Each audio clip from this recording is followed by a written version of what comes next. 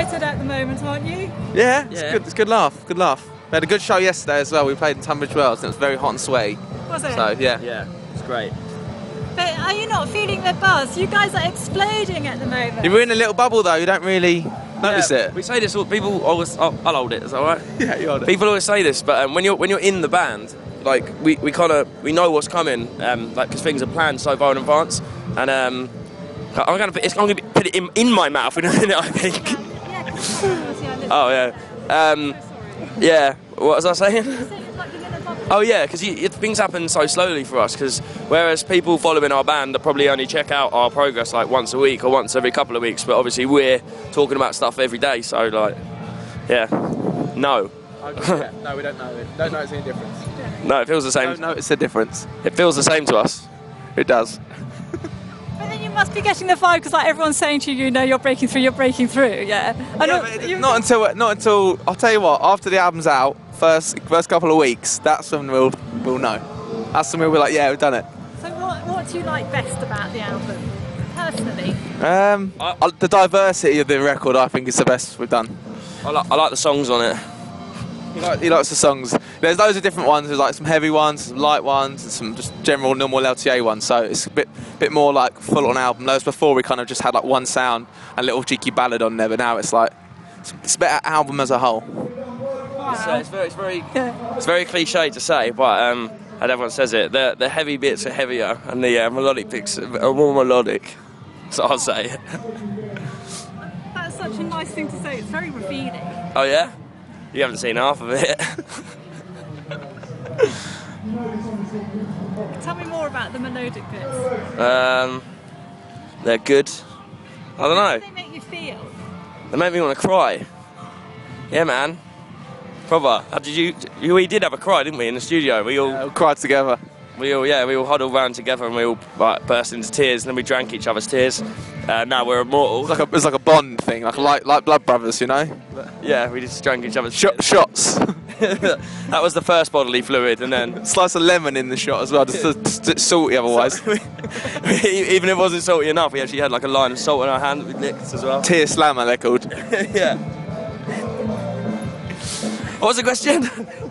You answered it. What about you? I don't know. You don't think about it like that really. You're just making sure the track sounds.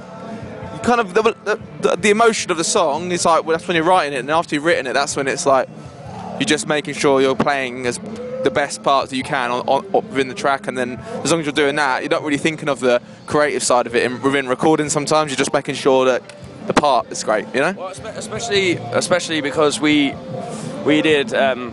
demo stuff like loads. So we do in my kitchen with electric drums, and we like use an iPhone. Like right now, we put that on the side and record songs like that, and then we do it with programmed drums, and then we do them again live as a band in our rehearsal studio, and then we go and record them in the studio.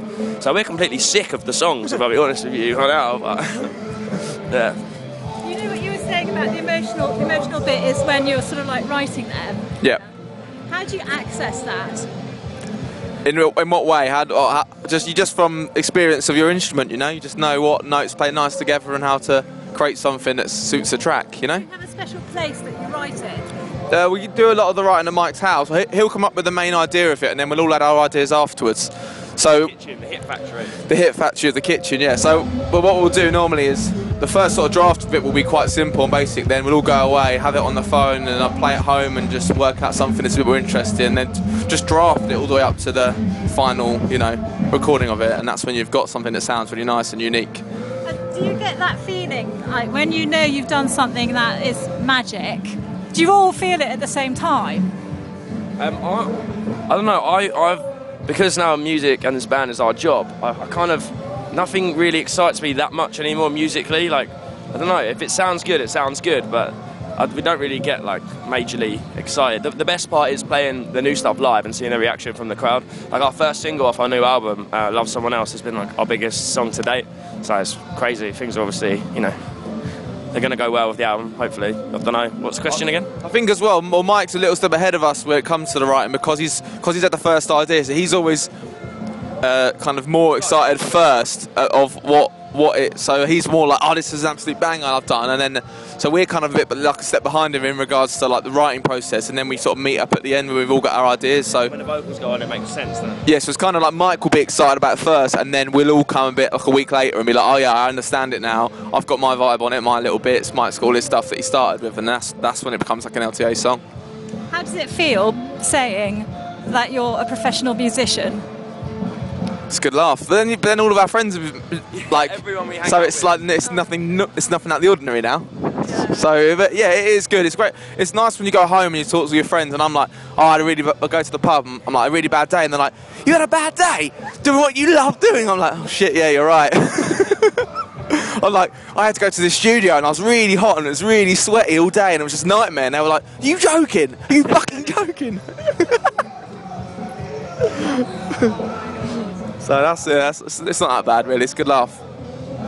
It's terrible, it's horrible. We get paid to get drunk and travel around with our mates and make music. It's pretty awful, really. Hard life. Yeah, it's magic. Not everyone can do it. It's true. For the future, right, do you guys look ahead or do you always stay focused on the now musically? Always ahead, like we never stop. Like we started working on the next album already. We're constantly like moving forward. It's more like, I don't know, all the other people that slow us down, everyone else that's involved. But we're, full steam ahead always. The next album, what's on your mind? I don't know, it's never really like general topics. They're just lyrically everything is just about life, I guess. And they're all written about specific moments. Just depends on how I'm feeling at that moment in time. Like a lot of times people say like, oh, blah blah blah, but you said about this in that song, and I'm like, yeah, but you know that's how I was feeling then. I'm fine now, like, you know, don't know. That's interesting, isn't it? And then those moments have to be captured for the rest of the band. We kind of don't. I don't know really. We don't get involved in the lyrical side of it. That's all Mike. So I'm guessing we're just sort of playing Mike's story, really, aren't we? No, it's weird. But kind of. But because we tour so much, I'm like you said, we're professional musicians. Yeah, everyone's on the same vibe. It's just like we're. I don't know. It becomes like a muscle memory thing. We're just performing the songs. Like when I'm singing the lyrics, I'm not really thinking about what I'm saying half the time. I'm just like, I'm just performing. I don't think about it really. Like the emotional side of it, as homo as that sounds, is no offense to gay people. Is that when they're being written, is but then when we're playing them, don't give a shit. Yeah, it's more about putting on the show at that point, making sure that everyone else is having a great time. That's why they're there. So. But you've both mentioned that emotional input, that emotional commitment when you're writing. It's obviously part of your process that you're really invested then. I don't really think about it, I'm just strumming a guitar, like singing about what I'm thinking. I don't know. There's not really like a thought process behind it. It's just what's in there, Yeah. It's what's in here, man. It is though. But you managed to make us all feel it. Really? Did you cry? Did you have a tear slammer? Oh, okay. You can have a tear slammer later on when we play. Tear slammer. Yeah. Try it. It don't taste very nice though. Don't they make you thirsty? No, the lemon's alright. The lemon juice quenches the thirst. Yeah. What's the thing that excites you most when you think about it randomly of everything in the whole world? What thing excites you? Chelsea win the Champions League. Chelsea win the Premiership and the Champions League in one season. That excites me. I don't know. Musically, I don't know. Balance and Composure was the last band.